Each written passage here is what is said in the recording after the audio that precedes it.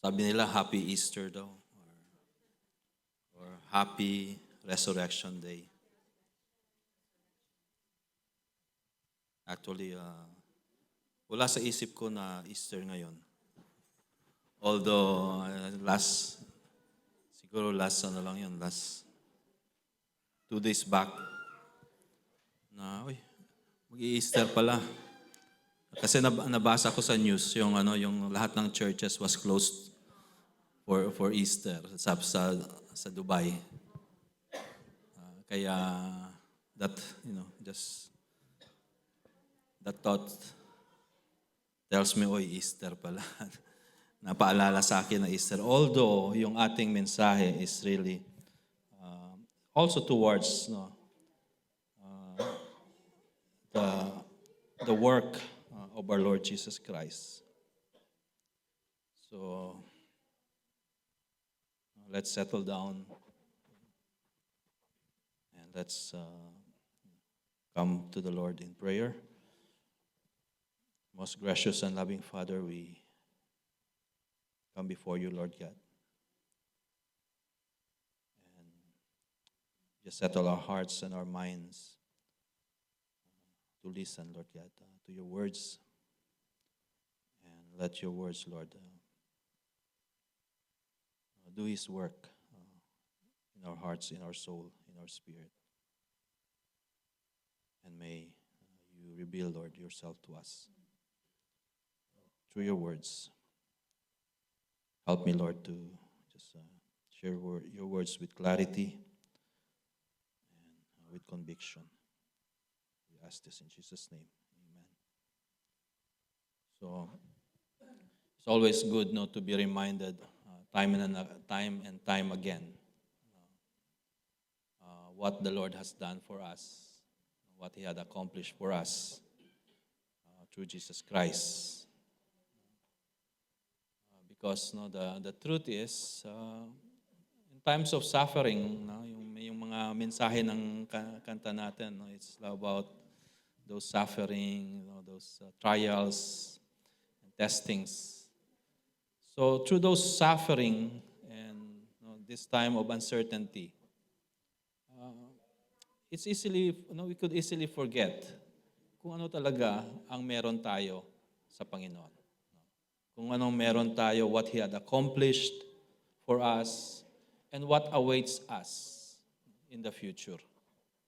So this passage in 1 Peter 1, we see a clear reminder of who we are and what God has done for us in Christ Jesus. So if you notice mga words doon, we are born again by God's mercy. We have a living hope through the resurrection of Jesus Christ. We have an inheritance that is imperishable, undefiled, unfading. Our inheritance is kept in heaven for us. We are guarded by God's power through faith. We have salvation ready to be revealed in the last time. Our trials are temporary, but with purpose. Our faith is being tested and refined, more precious than gold. Our faith will result in praises, glory, and honor at the revelation of our Lord Jesus Christ. We love Christ, even we don't see Him. We believe in Him and rejoice with joy, with inexpressible joy. We obtain the outcome of our faith, the salvation of our soul. So, in this verses or in this passage, the central theme of this passage is living hope. Living hope. So when we hope, when we have hope, we can withstand any trials and testings in life. Amen. So when with the situation right now, diba? And some people are feeling uncertain, worried. Diba? Marami pa rin mga tao hindi lumabas sa bahay nila. Still there, worried of their finances, worried of their safety, worried about what's next. And if you do not have real hope, it's difficult to navigate those trials, those difficulties that most of people are facing right now. I heard somebody says that it's just bringing back memory of COVID time. There is uncertainties, no? There is worries. Okay, but let me remind you, di ba? Despite sa nangyari noon, no, despite sa mga, di ba, I think it's worse than now. Kasi hindi talaga tayo hindi tayo nakakalabas sa bahay. It's worse than now. And yet, di ba, how God has sustained us. Di ba? Nandito pa rin tayo. Di ba? Parehas pa rin yung mga mukha. May dagdag na. Although may mga dagdag na. But, di ba? We still are here. We are still, we are still here worshiping the Lord. And some went back home, pero bumalik, find a better jobs. Amen? So this church, is still stronger than ever. God, Christ Church is still stronger than ever. And just tells us that God is faithful and He sustains us during trials and difficult times. So as believers of Jesus, we are people of hope. Not just ordinary hope, but a living hope. Christian hope is not just being optimistic of the outcome sa mangyayari or having a positive attitude for certain situation. No, it is not this positive feeling na meron tayo, but it is anchored in the Lord Jesus Christ. And you see, I am so fascinated with, while watching mga celebrities talking about their faith sa YouTube or sa mga talk shows na mapapanood natin, di ba? And they talk about their experiences, their journey, or spiritual journey, their struggles, their success, and especially their belief. And sometimes I just feel awkward when they began to talk about their faith. Okay? Their views of God, how they cope up with difficulties, and their hopes for the future. And as they speak, you can notice something. It often reveals a very shallow understanding or misinformed understanding of who God is and what the gospel really means. So you hear those statements like, as long as you are a good person, wala kang taong inaapakan, be kind, help others, love God, God loves us. Diba? That's all, diba? Yung mga maririnig natin. Oh, Jesus is my Savior. I believe I'm going to heaven because I'm a good person. And you listen carefully, there's a pattern. There's a pattern. Their hope for eternity is built in one thing, their goodness, their effort. They're hoping that one day when they stand before God, their good deeds will be enough. That is because they try to be kind, they try to help others, they try to be a decent person. And so they will be accepted in heaven. And the truth is, it's not just the celebrities. Some Christian also. Many people think, and maybe even some of us thought that it is in some point that we can earn our salvation. But here's the question we need to ask. Is this really the kind of hope that you have? Or is this really the kind of hope that the Bible talks about? Question is your future secure? by your goodness. And this is exactly what the Apostle Paul or Apostle Peter addresses in 1 Peter 1:3-9. Because in this passage, we are introduced to a hope that is not based on what we have done, but on what God has done for us. So the title of the sermon is Living Hope Through a Loving Savior. And Peter begins his epistle in verse 3. Verse 3. He didn't start with what we do, he started with what God has done. What God has done. He takes us back to the very source, the very origin of our salvation. And it shows us that everything begins not with human effort, but it begin with divine mercy. Look at verse 3. He said, "Blessed be the God and Father of our Lord Jesus Christ. According to his great mercy, he has caused us to be born again to a living hope through the resurrection of Jesus Christ from the dead."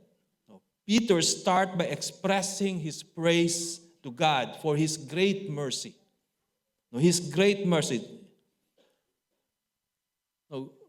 We are here today, church. I am here today as a believer because of God's great mercy. Amen? I am a believer because of God's great mercy. And not because I am a great person. We deserve nothing. We are nothing. And this is the most important information that every person should understand. We do not have anything to be worthy of salvation. We deserve nothing.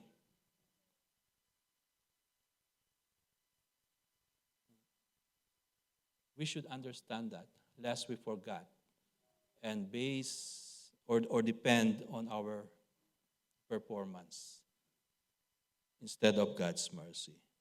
Here you see, this very important word Peter added. He said, "No, great mercy." He added the word great mercy. Hindi lang mercy, but God, great mercy, unlimited. You cannot quantify. You cannot exhaust God's mercy.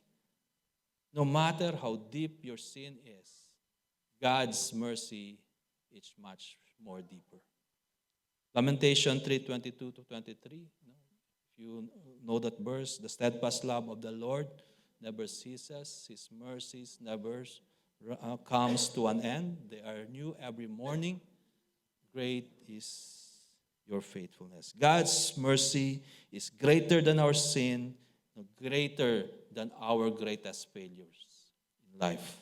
So when we truly realize how merciful God is, when we recognize that we did not earn or we did not do anything to earn it, then we'll stop relying on our own goodness or achievement or moral effort for salvation.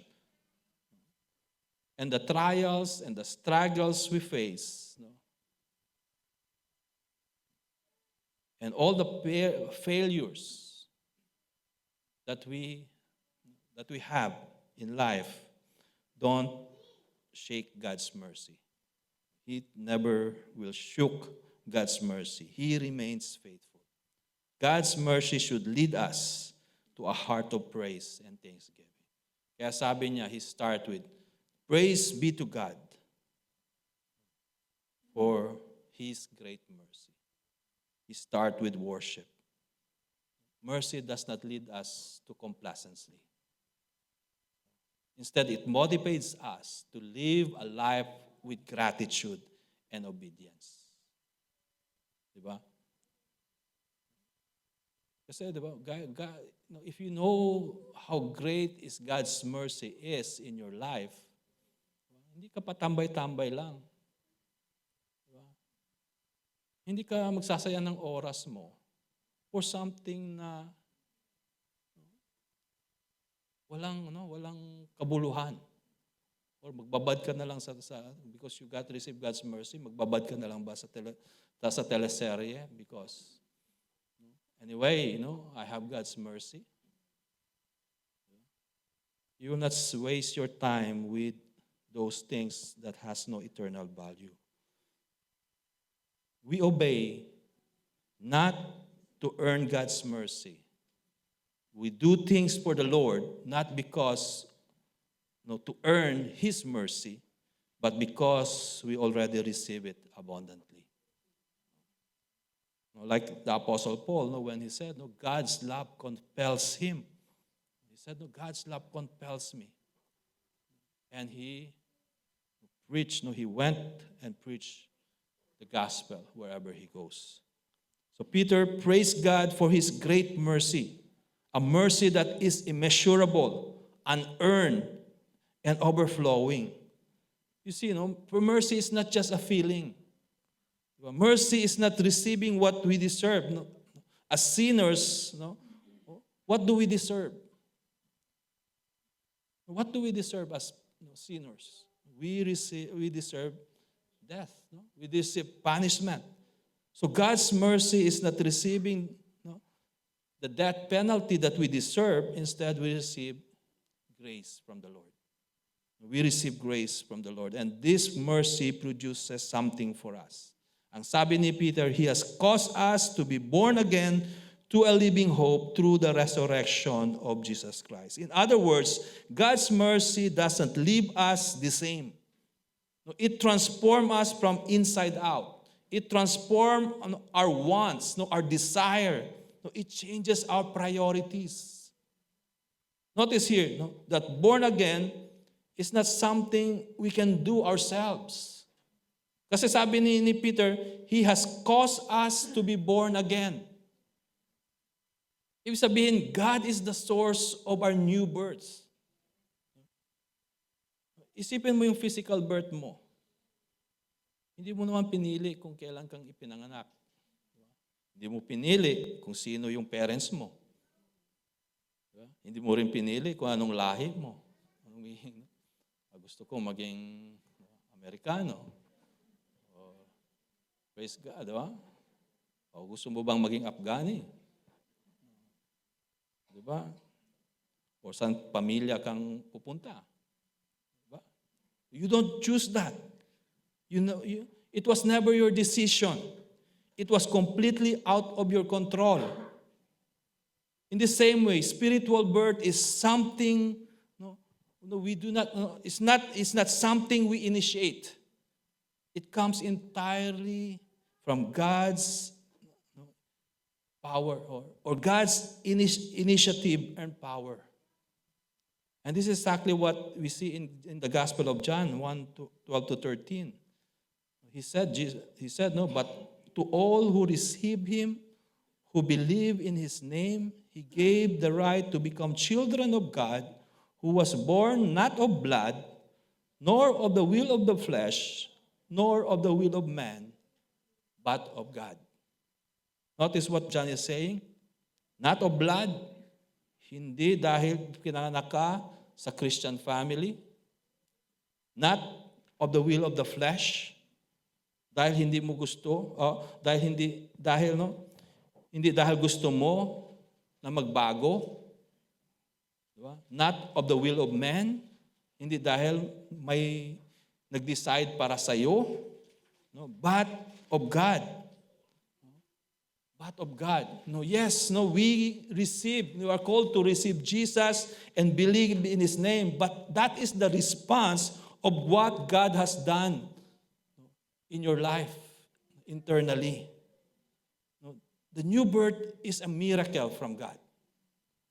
That is God's work. So when Peter says He has caused us to be born again, he is reminding us your salvation is not self-made. Your new life is not self-produced. It is God who gave you life, God who made you His child, God who brought you from death to life. And here's the reality. There are only two responses in this truth.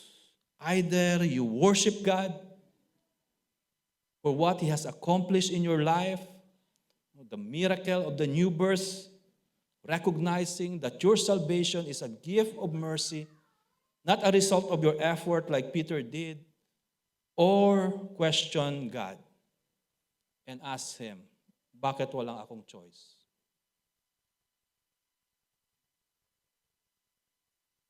Questioning His authority and His sovereignty. Let's be honest. If God didn't change your heart, will you ever choose Him? If God didn't change your heart, would you ever choose Him? The Bible clearly says that we are all dead in our trespasses and sin. We are spiritually dead. We are not neutral. Wala tayo sa gitna. Nasa extreme left tayo. We are all sinners. We are resistant. Romans 3:10-13. None is righteous, not one. No, not one. No one understands. No one seeks for God. All have turned aside. Together they have become worthless. No one does good, not even one. Left to ourselves, we will always reject God. Ilang tao yung mga, we tried, may so mga evangelism, sa mga evangelism team, diba? Or even sa mga close friends natin or relatives, we share the word of God to them and talk about them, about salvation, about the gospel. But they continue to reject it. Hindi naman dahil na hindi ka marunong mag-share ng gospel o hindi ka convincing. Dahil lang talaga matigas ang puso nila. Because unless God changed their hearts, they will never respond to the gospel. God, in His great mercy, does not take away our choice, but He changes our heart. He changes our heart of stone to a heart of flesh. Ezekiel 36:26, He said, I will give you a new heart and put a new spirit in you. I will remove from you your heart of stone to a heart of flesh. He gives us a new life. He gives us a new heart so that we now is willingly, joyfully, and freely receive Christ into our hearts. Hindi sa pilitan, but it is miraculous. That is the greatest miracle God has done in every believer. He caused us to be born again, and that should cause us to praise Him for all our days, all the days of our life. If you have a part in your new birth, let's say, just a little part, it's not all glory to God. It is glory to God plus little of myself. But the Bible leaves no room for that. New birth is entirely God's work and entirely for God's glory. God gave you a new heart. God caused you to be born again. God brought you into a living hope. How? Through the resurrection of Jesus Christ. Hope can be passive, but living hope is always active. Alive. It's not wishing, but living hope is for certain. Because Jesus is alive. That's what we are celebrating, di ba? Jesus is alive. He is not in the grave. If Jesus were still in the grave or is still in the grave, our hope will be dead. If Jesus did not rise or did not raise, no, or rose again, our faith would be empty. We are still in sin. But because Jesus rose, we have hope. Our hope is alive. Our future is secure. Our salvation is guaranteed. Diba? We can sing, diba? It's an old hymn, no? No? Because He lives, no, I can face tomorrow. Because He lives, diba? All sins is gone. Because I know, no, He holds the future. My life is worth a living because He lives. Yun yung aking Easter sermon. Yun lang yung... So we see here, God in His great mercy gave us a new heart. He caused us to be born again, and He brought us into a living hope. Our hope is alive because Jesus is alive. No? It's not wish or dreams or temporary things where our hope is certain. But where is our hope based on? Where is our hope based on? Let's read it again, no? In verse 3. Blessed be the God, the Father of our Lord Jesus Christ. According to His great mercy, He has caused us to be born again to a living hope through the resurrection of Jesus Christ from the dead. Why is our hope based on the resurrection of Jesus Christ? Many people live and died and promises, di ba? They promise many things. Di ba? I'll make you happy. Di ba? I'll never leave you. I'll give you everything you need. Yun yung sabi ng mga ex nyo, di ba? I hope buhay pa sila, di ba? But the promise is, di ba? Here, yung promise ng Panginoon, He never fails. People make promises all the time, and they fail, but only Jesus. He died, sabi, was buried, and He rose again. The resurrection is the validation of Jesus. No, it proves that He is truly God. He is the Son of God. His words are true, and His promises can be trusted. If Jesus rose again, He truly rose again, and our faith hangs on, in the resurrection of Jesus Christ. So if Jesus rose, then everything He said is reliable. He can be trusted. So why is our hope based on the resurrection? Because resurrection means Jesus is true. He paid for our sin. Death is defeated. Our future is secure. And our hope is alive right now. Our hope is alive because, again, Jesus, our Savior is alive. And as long as Jesus is alive, our hope will never die.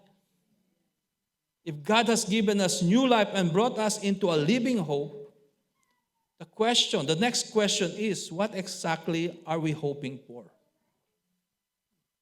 What are we hoping for? Ano yung substance ng ating hope? You'll find it in verse 4. No? The living hope points us beyond the trials and uncertainties of this world to something far greater. Peter tells us exactly what it is. It is an inheritance, incorruptible, undefiled, unfading, kept in heaven for you. In verse 4. This inheritance, he said, is incorruptible, eternal, untouched by sin, or decay, or time. It is eternal. Siguro sa iba sa inyo, di ba, may mga mana. Inheritance from your parents, di ba? Sana hindi lang utang. Di ba? But imagine, maybe, di ba, may pera ka, marami kayong pera, may lupain kayo, di ba, may kayamanan. May mga gold bars kayo nakatago doon sa iyong bahay. At first, di ba, parang secure ka dahil meron kang ganon. No? You are secure financially, pero sa isang iglap lang, di ba? Mawawala yan. Mauubos. Matutunaw. And the truth is, all of this, they are only temporary. Pwedeng maubos, no? Pwedeng mawala, pwedeng manakaw. Nothing here on earth is truly secure. Right? But what exactly is this inheritance? Is this material like gold or precious stone? All real estate doon sa may Jumeirah? O limpak na salapi? Diba? No, this inheritance is spiritual. It's mentioned in verse 5 as salvation, ready to rebuild in the last time, even in the last verses. Salvation. That's what you're going to inherit. Salvation lang. Kaligtasan. Maybe you may ask, no, is salvation really important? Sadly, no, some Christian doesn't really value salvation dahil libre yan eh. Diba? Pag libre, di ba? Parang hindi mo pinagpaguran and you don't value salvation. So parang yung salvation mo is parang insurance policy mo lang. O parang, di ba, health insurance, pag kailangan mo, di ba? Doon ka, di ba? Hahanapin mo. But you see, no, with God, salvation costs Him everything.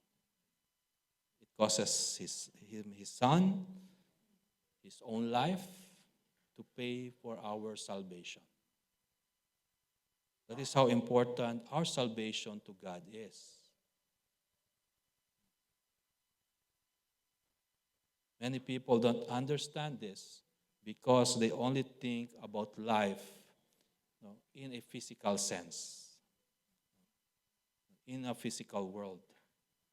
Money, comfort, success, salvation, or sa, di ba, sa mawawang salvation, mawala ka ng trabaho, salvation sa, di ba, sa utang.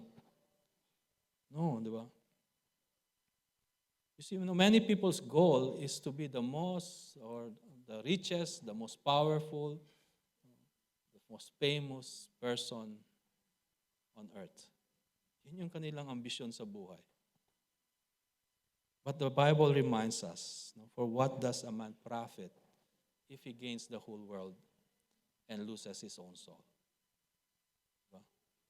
Salvation is far greater than anything this world can offer. It is eternal life, full of joy, perfect peace. It is a new heaven, a new earth where God's presence is, where God's presence dwells. And thus is the inheritance that we have that will never be lost.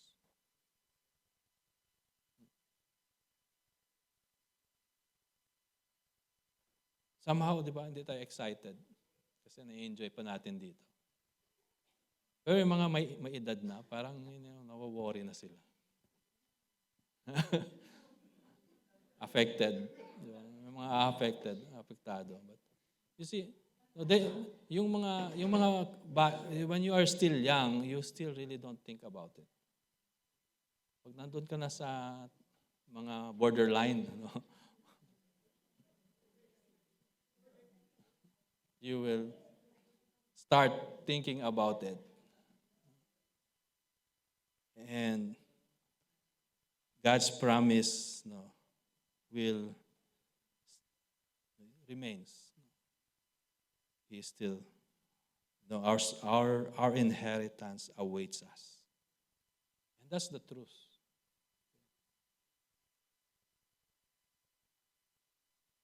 Here's another question. What keeps our hope secure?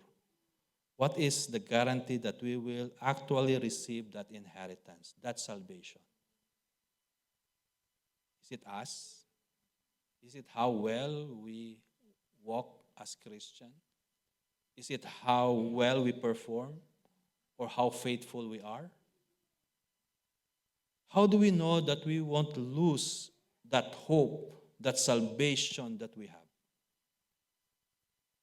Verse 5 tells us, who by God's power are being guarded through faith for a salvation ready to be revealed in the last time. God gave us a new heart. God caused you to be born again. God brought you into a living hope. The resurrection proves that Jesus is who He is, who He claimed to He is. Our inheritance shows that God has prepared for us. And now in verse 5, it tells us God Himself makes sure we get there. Make sure that you will inherit your inheritance. Our hope is not only alive because Jesus is alive.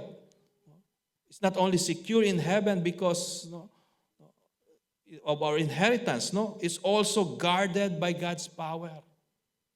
Our inheritance is guarded by God's power. Kanina we talk about inheritance na pwedeng mawala, manakaw, maubos, masira. But here's the difference. Hindi lang secure yung inheritance mo, ikaw mismo ay binabantayan ng Diyos. Sinisecure ng Diyos.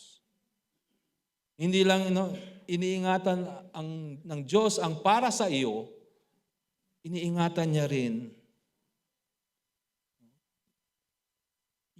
Iniingatan ka rin niya para makarating ka doon. Which means, even in trials, even in suffering, our hope will not fail. So the question is, if all of that is true, may mga question why do we still go through suffering? Kung sigurado naman yung buhay natin sa Panginoon at inaalagaan tayo ng Diyos, why do we still go through suffering? Why do believers still experience pain, loss, and trials? If our hope is secure, if our future is guaranteed and God is guarding us, then why there is a struggle in life? Verse 6 to 7 tells us, in this you rejoice, though now for a little while, if necessary, you have been grieved by various trials, so that the tested genuineness of your faith, more precious than gold, that perishes though it tested by fire, may be found to result in praises and glory and honor at the revelation of Jesus Christ. Peter brings together two realities here, rejoicing and grieving. Though we are grieving, we are rejoicing at the same time because of our living hope. Hindi siya nag-promise na wala tayong sakit. Hindi siya nag-promise na madali ang buhay dito sa lupa. But He's saying, even in the middle of suffering, you can still rejoice. Why? Because our trials are not meaningless. Verse 7 tells us, so that the tested genuineness of your faith, more precious than gold, that perishes though it is tested by fire, result to praises and glory to God. Peter gives us this new perspective. Our trials are not there to destroy us, to put us down, to terrify us. They are there to refine us. They are there to refine you. Just like gold is placed in fire, not to burn away, but to purify it, our faith is being tested so that it will become stronger, purer, more genuine. Gold is valuable, but Peter says, your faith is more precious than gold. Mayaman ka. Because your faith is more precious than gold. And just like gold goes through fire, your faith will go through trials. But here's the difference. Gold perishes. Your faith lasts forever. God does not waste your suffering. God does not waste your trial. He uses it to refine your faith and prepare you for glory. He prepares you for glory. Peter says, no, we are grieved with various trials, but those trials are necessary, not meaningless. They are like the surgery, they were painful but purposeful. Some of us experience surgery, di ba? Kailangan eh. Kahit masakit, kahit nakakatakot, kailangan para mabuhay. There is a purpose. Sometimes God allows the pain not to harm you, but to save you, to refine your faith and prepare you for something greater. So what does this mean to us? How do we live in the middle of trials or in suffering? If trials are part of God's plan, and if they are meant to refine our faith, what should be our response? What should be our response as believers? Verse 8 to 9, though you have not seen him, you love him. Though you do not see him, you believe in him and rejoice with joy that is inexpressible and filled with glory.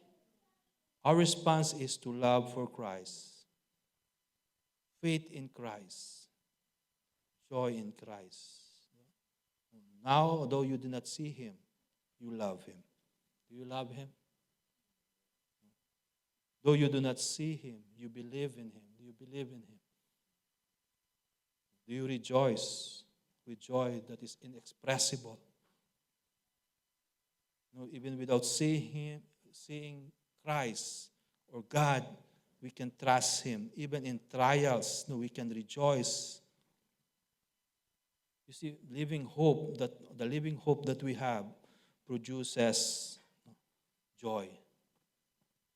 Present joy, hindi lang kahapon, masaya ka. Every day, the present joy you will experience because Christ is with you. 1 Peter 1:39 show us the truth that can change the way we live our life in times of trials. Remember this again. God has caused us to be born again. We have a living hope because Jesus is alive. We are guarded by God's power. Our faith is refined through trials and produces love, faith, and joy. So what does it mean practically for us? Let me suggest. Live confidently in hope because your hope is sure. Your hope is alive and secure. It carries you through uncertainties, suffering, and fear. See? Let's live today with confidence, knowing your future is secure in Christ. Amen? When challenge comes, remind yourself, Jesus is alive. My hope is alive. God is in control. Second, worship your Savior. Your salvation is not earned, it is a gift to you. You didn't cause your new birth. God did it. He didn't raise yourself. You didn't raise yourself from spiritual death. Jesus did it for you. So praise him. Let your life be an act of gratitude and worship to him who saves you. Praise him in your prayer. Obey him. Trust him in trials. What else? Respond with joy even in trials. Peter reminds us, trials refine your faith like fire, purify gold. Difficult seasons are not the end. They are the process of strengthening our faith. Your hope doesn't fade because your Savior is faithful. Rejoice in the middle of suffering, knowing God is shaping you and proving your faith genuine. And then fourth, to share the hope and love you have to others. A living hope and a loving Savior are not meant to be kept to ourselves. Encourage those who are struggling. Show mercy to those hurting. And share the gospel boldly. Because our hope is alive. Others can see it through you. We have a living hope because Jesus is alive. We have a loving Savior who gave us a new heart, a secure inheritance, a faith that cannot be destroyed. So let us walk in that hope. We rejoice in God's great love for us. And let your life point to that loving Savior. Let's bow our heads in prayer.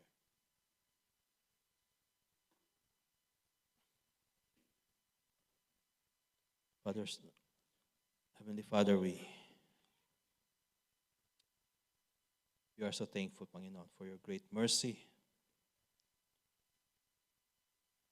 that you have given us a new heart, Panginoon, and you have caused us to be born again and brought us into this living hope through Christ Jesus. Thank you, Lord, for the hope, this hope, Panginoon, this living hope. This is not an empty hope, but alive, it is secure, and it is eternal, Father. Help us to trust in you in every trials, to rejoice, even, Lord, during hard times, Panginoon.